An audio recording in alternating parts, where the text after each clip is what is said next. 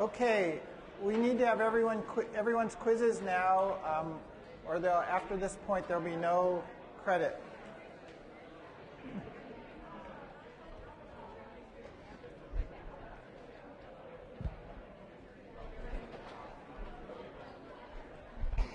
All right, if I can ask you guys to settle down, please. I know it's very exciting. Okay, I have an announcement first to do with regrades on your midterms. You have, if you are requesting a regrade, you have exactly 1 week from the time when you received your midterm back. So you received your midterms back in discussion section, so you have 1 week from that discussion section when you received your midterm. If you did not go to your discussion section, it doesn't matter. You have 1 week from when you should have gotten your midterm back if you had been at your discussion section. Is that clear? Okay. So, today's,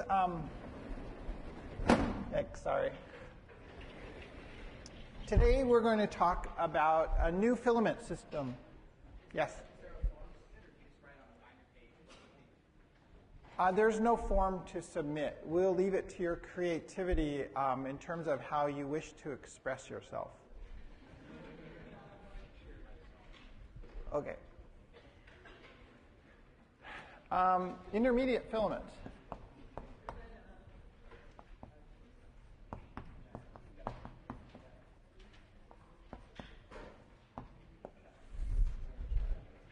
Okay. So, by the way, just a comment on regrades. Regrade requests should be very rare. I think there are some students who are like lawyers or something, and they think they need to file an appeal for absolutely every, point. But we're going to, it's rare that we will actually add credit on these regrades. If it's something straightforward, like an addition error or something like that, yeah. But you really have to have something substantial to request a regrade. Okay, so let's talk about intermediate filaments. So far we've been talking in the cytoskeleton about actin filaments. Today we're going to spend part of one lecture on intermediate filaments, and we'll also mention at the very end something called septins, which are yet another class of filament. And then after today, we're going to switch to talking about microtubules, and we'll spend a couple lectures talking about microtubules. What's interesting about intermediate filaments is that they're really different from actin filaments and microtubules in their assembly properties and in their dynamics. And so it's by way of contrast that it's interesting to look at intermediate filaments. So what do we know about them? Let's talk first about their function and where we can find clues about their function. Okay, there's two sort of general types of distribution that one sees with intermediate filaments in a cell. So if we have the nucleus, there are nuclear lamins structures we'll talk a little bit more about later in the lecture, is one kind of intermediate filament.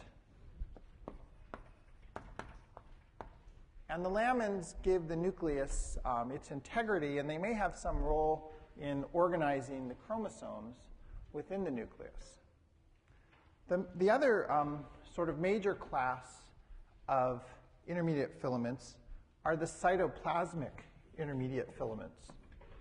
And we'll be spending more time talking about these. Okay.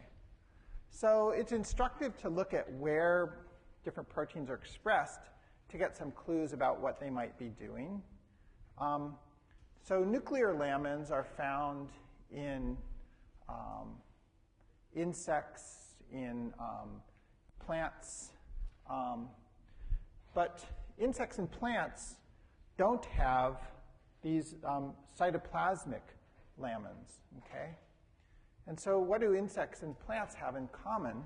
Well, insects have an exoskeleton that gives them protection, and plants have a cell wall around the cells that give the plant tissue structural strength and integrity. Okay? But in other multicellular organisms like us, vertebrates, we have these cytoplasmic intermediate filaments. Okay? And so what might the cytoplasmic intermediate filaments be doing? Any ideas? Cell shape. They might have a role in cell shape, but that's not really what's thought of as their major role, but that's a good guess. So, yeah? Okay, shock absorption. Yeah, so basically the nuclear lamins function is to give tissues strength, structural integrity, okay? And so that's what the role of the cytoplasmic cytoplasmic intermediate filaments is. Okay, and I'll provide an example of that with a human disease a little bit later. Okay, well, let's talk about then the general characteristics of intermediate filaments. And these are quite distinct from characteristics, as I mentioned, of actin filaments and microtubules. So general characteristics.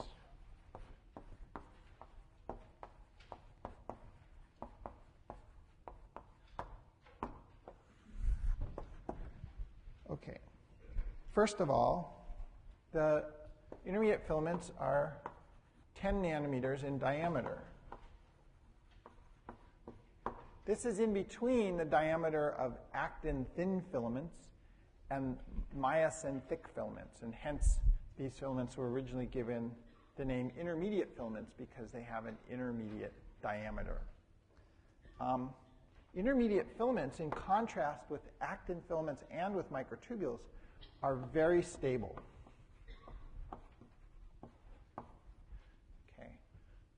They in the test tube, they can only, once they assemble, they can only be taken apart by denaturation.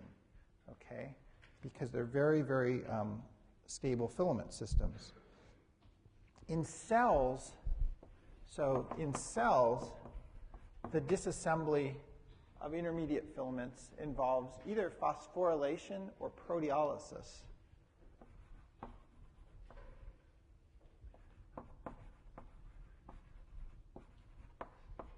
So that's to disassemble the intermediate filaments. So that's very different from these actin filaments that assemble and then they want to disassemble. Now, one thing that's key to this assembly property is that they have no nucleotide.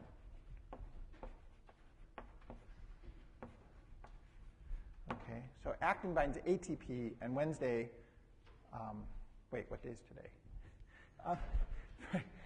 In our next lecture, Friday, Monday, we'll hear that microtubules have, GTP in their, they bind GTP, but intermediate filaments don't bind a nucleotide, and so they don't have this sort of intrinsic switch that switches them from a stable to an unstable state. And we'll learn that microtubules do have that switch, as does actin. Fourth property that is distinct from actin filaments and from microtubules is that these filaments have no polarity. Okay, the two ends of the filament look the same and behave the same. Okay.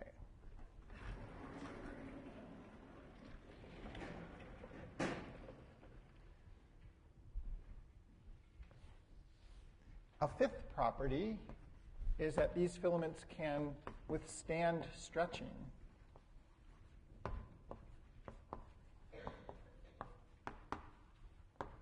Okay, there comes that toughness that helps give tissues their strength.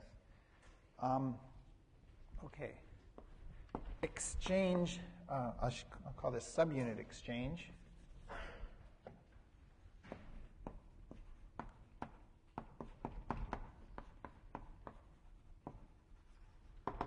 So if you microinject a fluorescent intermediate filament protein into cells, these filaments are dynamic. They'll incorporate the fluorescent intermediate filament subunits into the filaments, but there's a key difference, which again is distinct from actin filaments and microtubules, and that is that these filaments exchange subunits not just from their ends, but along the entire length of the filament.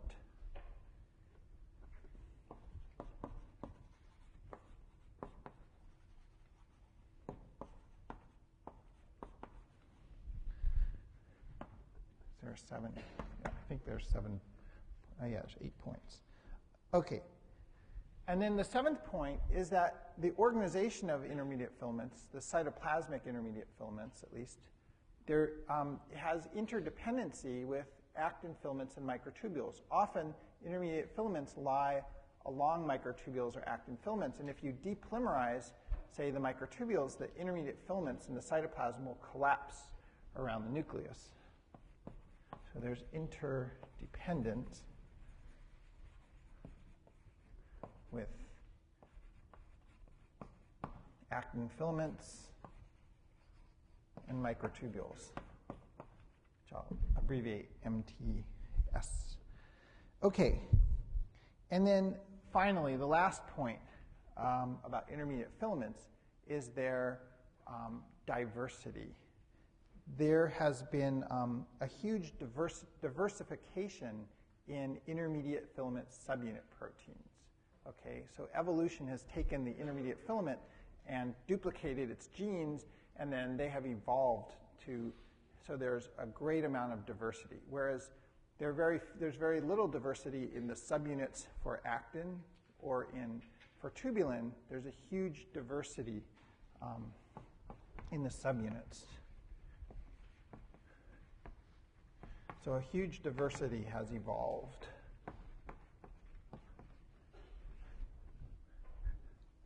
Okay, so an interesting note about that diversity is each cell has its own constellation, each cell type of intermediate filaments. So for example, we're going to be talking about keratins, which are proteins in epithelial cells. And in looking at biopsies of cancers, pathologists often use the intermediate filaments that are expressed in those cancer cells as a way to determine the origin of those cancer cells, for carcinomas, which are cancers of the epithelial cells. So because of the diversity in the different kinds of intermediate filament proteins that can be expressed in any given cell type, they've proven to be a valuable marker to identify a cell type as sort of a molecular marker as opposed to a morphological marker. Okay, let's talk about intermediate filament assembly. So the first page of your handout has a good picture of the assembly process.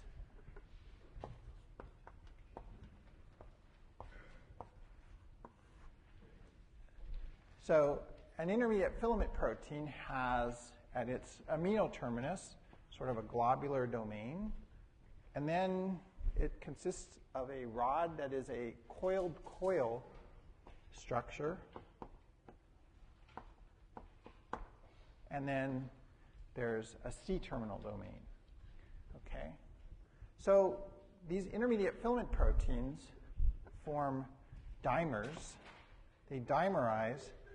And so what happens is, like the myosin heavy chains that we learned about for the type 2 myosin, the intermediate filament protein coiled coils wind around each other to make dimers containing 2 of these proteins. Okay? But you never find this species or this species in a cell.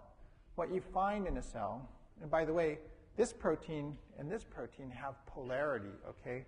This end of the protein is different from that end. So this is an important point. The dimers associate with each other in this manner. You have this coiled coil domain, the N and the C terminus, and the dimers then associate with another dimer that has its N-terminus here and its C-terminus here, and you get a tetramer.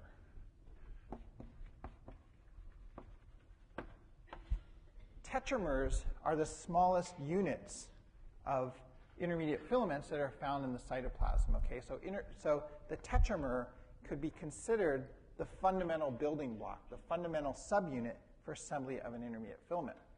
Now, because the tetramer has symmetry because of the sort of head-to-tail association of these two dimers in this manner, it's an it's a symmetrical subunit that has no polarity. Therefore, when these subunits assemble to form a filament, the resulting filament is going to have no polarity. Okay? So what happens is these tetramers then associate with each other in a linear manner, end to end. I'm going to have to shrink this down a little bit to continue growing it. But so one tetramer will associate with another tetramer like this. Sorry.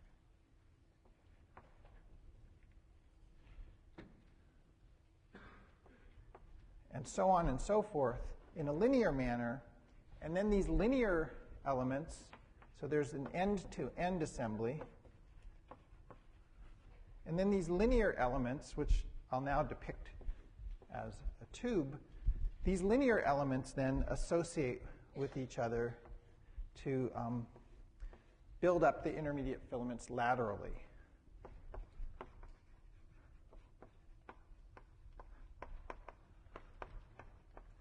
Until you get to the final dimension of 10 nanometers. Okay? So that's how intermediate filaments assemble. They assemble from a symmetrical subunit, a nonpolar subunit. Therefore, the filament itself has no polarity. Also, these subunits can exchange completely along the length of the filaments. Okay? So in those senses, the intermediate filaments are fundamentally very different from the actin we've already talked about or the microtubules that we'll talk about next. Okay? So another difference between intermediate filament proteins and actin, for example. Say goodbye to your GSIs.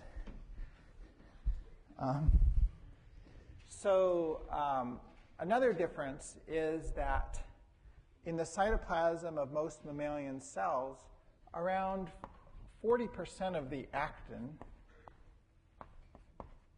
is unpolymerized.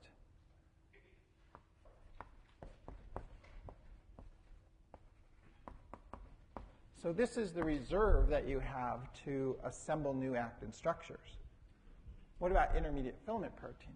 In intermediate filament proteins, the number is much smaller. It's 1 to 5% for intermediate filament proteins. Okay?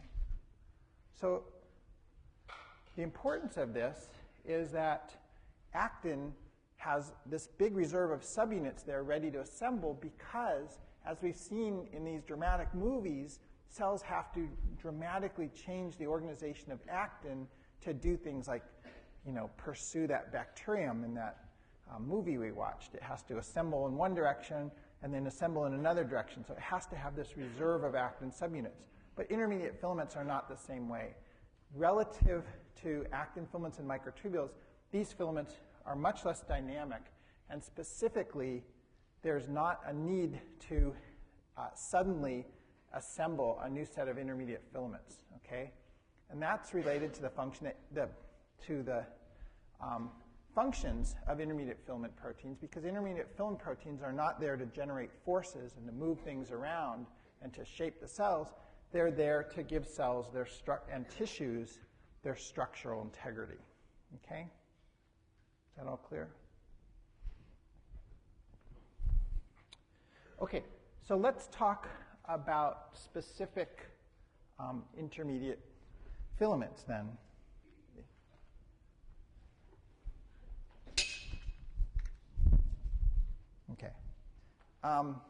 So I told you there are cytoplasmic intermediate filaments, and then these nuclear lamins. Let's talk about the nuclear lamins first.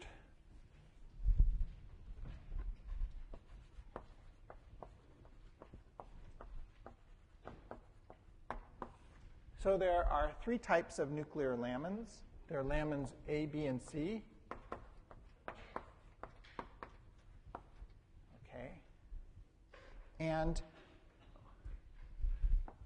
we'll have a whole lecture about the structure of the... Yikes, good Lord. It's hazardous up here, you know. You guys think this job is easy, but people are setting booby traps and stuff. Okay, so the nuclear lamins then is assembled on the inside of the nuclear membrane, okay? We have a nuclear, an actual membrane. It's a double membrane. We'll talk about more. And the nuclear lamins lies underneath it. The nuclear lamins are different from all of the other intermediate filaments in that they form sort of a basket structure, okay?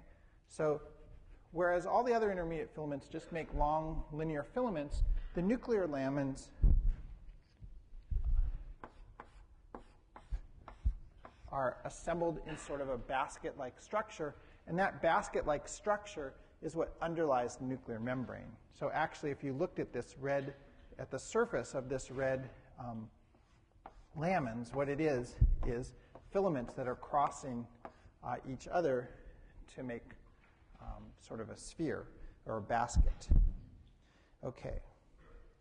So it was once thought that these nuclear intermediate filaments called lamins played just a passive role and that they just gave the nucleus their structural integrity. But recently, it's been found that when you disrupt nuclear lamins in vivo, you can inject like a little peptide that looks like a piece of the lamins and that sort of blows apart the parts of the lamins associate with each other. And what happens is if you disrupt the lamins, you can disrupt DNA replication. And that's causing people to re-examine the roles of the nuclear lamins, and there's an evolving belief that the nuclear lamins may actually have a role in interacting with the precious cargo of the nucleus, which is the DNA, the chromosomes. Okay. What about regulation for nuclear lamins?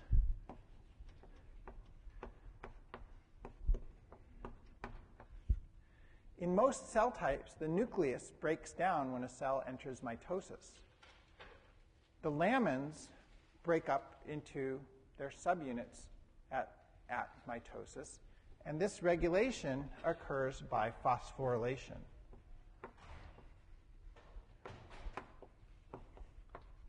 So the nuclear lamins get phosphorylated as a cell enters mitosis, and this causes them to break up into their subunits. Remember, I told you that these lamins are really super stable filaments. In a test tube, you have to denature them. Use stuff like really strong detergents or urea or combinations to pull them apart.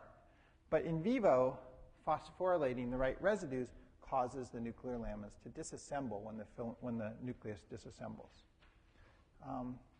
There also are diseases associated with nuclear lamins. There's a human disease due to a mutation in lamin A. And this is actually a muscular dystrophy. It's called Emery-Dreifuss muscular dystrophy.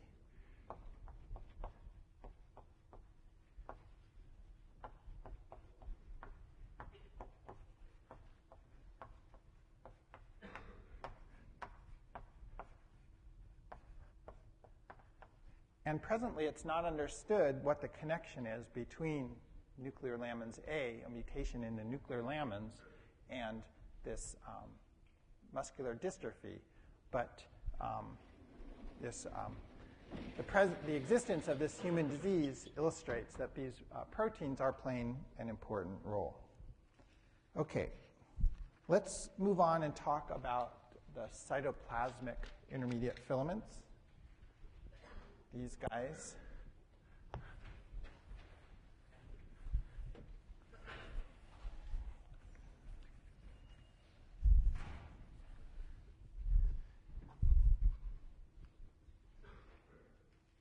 Okay,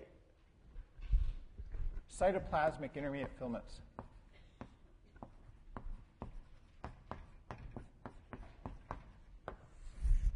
So the cytoplasmic intermediate filaments can have several different organizations, and that depends a bit on what type of cell they're in.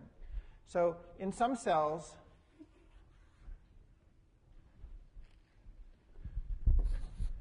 you have an array of microtubules coming out from the nucleus, and the intermediate filaments actually line up along the microtubules, okay, which I referred to before. If you depolymerize the microtubules, the intermediate filaments actually collapse. In other cell types,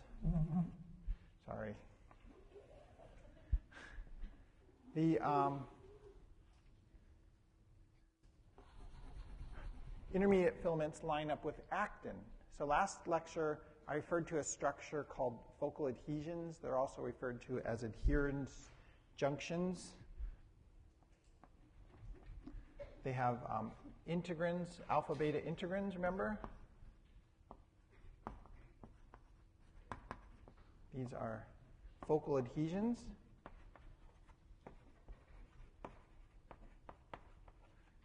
And actin cables. No, I shouldn't change my colors. I'll keep the intermediate filaments red for today. The actin comes out of these focal adhesions, and here the intermediate filaments actually line up with the actin. Okay? And in yet another cell, in epithelial cells,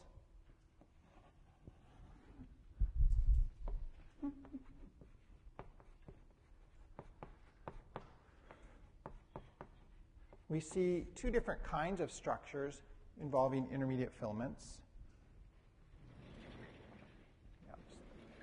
Start a new board.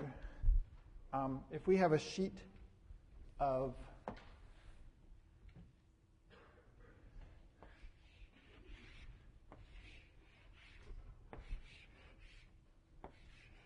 epithelial cells, those epithelial cells all adhere to each other in two different manners. Okay, they have two different kinds of connections. They have these sort of actin-based junctions.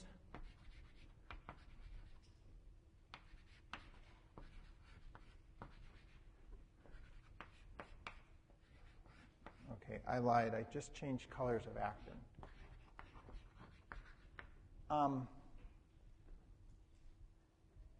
Okay, and I used the wrong term. These are focal adhesions, but they're also called adhesion plaques. The common name, the one that I'll usually use, are focal adhesions, but they're also referred to as adhesion plaques. These actin-based adhesions are called adhesion junctions.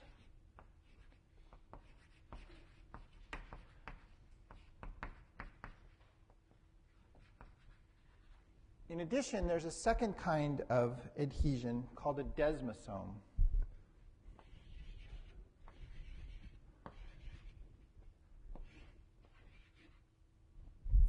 There, some of you aren't going to see it. These are called desmosomes.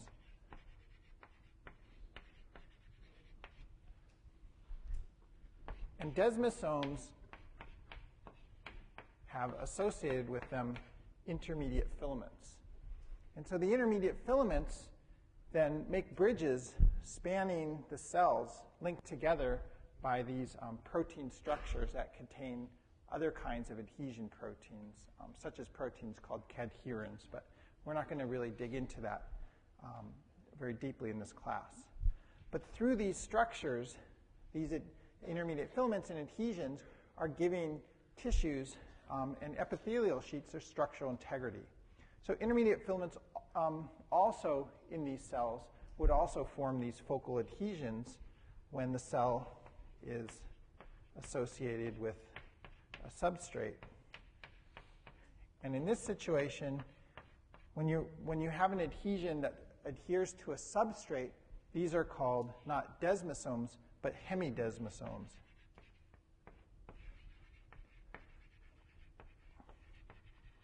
Okay, so let's talk about the different kinds of cytoplasmic intermediate filaments.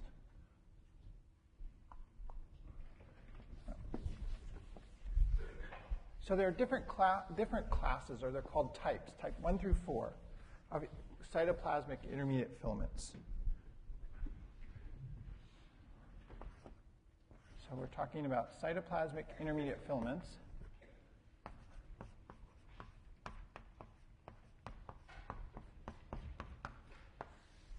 And the first form are the keratins. Okay. And so keratins consist of type 1 and type 2 keratins. And the type 1 are acidic keratins. And the type 2 are basic. And these two proteins form dimers. Okay. They're heterodimers because they consist, the subunit of keratins consists of one acidic and one basic. So they're heterodimers. Okay. And keratins are hugely diverse because there are many different genes that encode the type 1 and type 2 keratins. Okay. So these are proteins that are present in epithelial cells.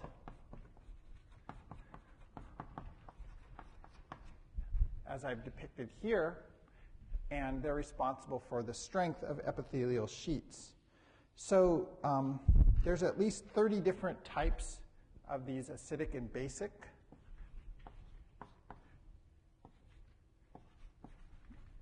Ten of these are called the hard keratins.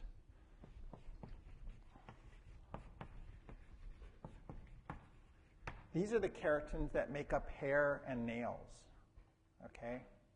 So if any of you wondered, like, if anyone here has ever gotten a permanent or known someone, they have curly hair and they get it straightened out, what are they doing? They're heating the hair and adding a reducing agent, and they're breaking disulfide bonds in the keratins and reforming them to straighten out the hair, okay? Hard keratins, hard facts. Okay. So soft keratins, then, are the ones in the skin. And here, again, there's a huge diversity. Now, much of what we know about the roles of keratins in skin, okay, comes from diseases, from mutants, human diseases that are caused by mutations in the keratin genes. Okay, so keratin then, it's actually, when you touch your skin on the surface is mostly, you probably know, a layer of dead cells. And what's really on the surface, on your surface, are mostly highly cross-linked keratins. Okay, that's what the surface of your skin is. And so what's the importance of these keratins? Well, there are a series of diseases in humans, and similar mutations have been introduced into mice to mimic these mutations. And these are mostly sort of blistering diseases. And so one of them is called epidermolysis bullosa simplex. Big name.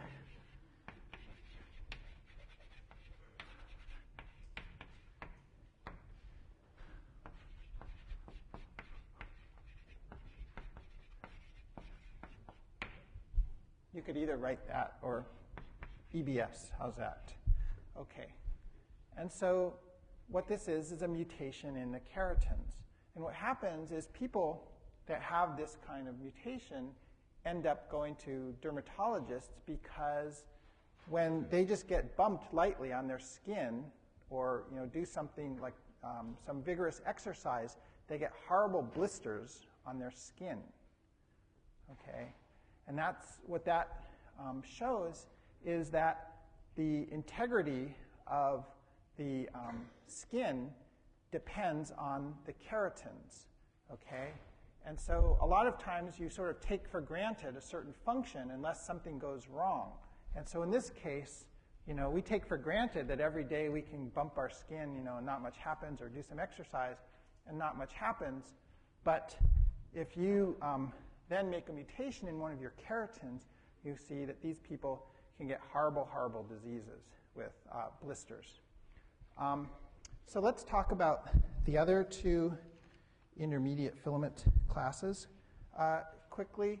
There's the type 3 intermediate filaments, and there's two major types of intermediate filaments that are type 3. Okay? There are the vimentins, and these are the most widely dispersed intermediate filaments. These are found in virtually every type of cell, in fibroblasts, in white blood cells, in embryonic cells, you name it. And then there is desmin. And desmin is a type 3 intermediate filament. These types are based on sequences, similarity to the proteins. And desmin is found in muscle cells. Okay? I'm going to finish on time. She's having a midterm and asked me to finish early, but I'm not going to finish early. So you guys are too important to me. So desmin is found in muscles, and what does desmin do? Some of you asked, what are the proteins at the Z disc? Well, desmin is one of the major proteins at Z discs, and it holds the sarcomeres together. Okay? And so the final class of intermediate filaments are the neurofilaments. And those are type 4.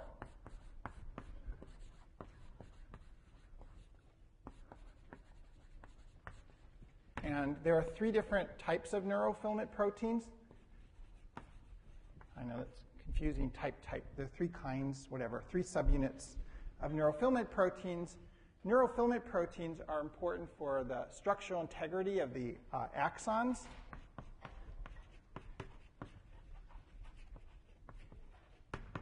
And for the thickness of the axons. Okay, and so there's a funny mutant out there, a Japanese quail that's called a quiverer.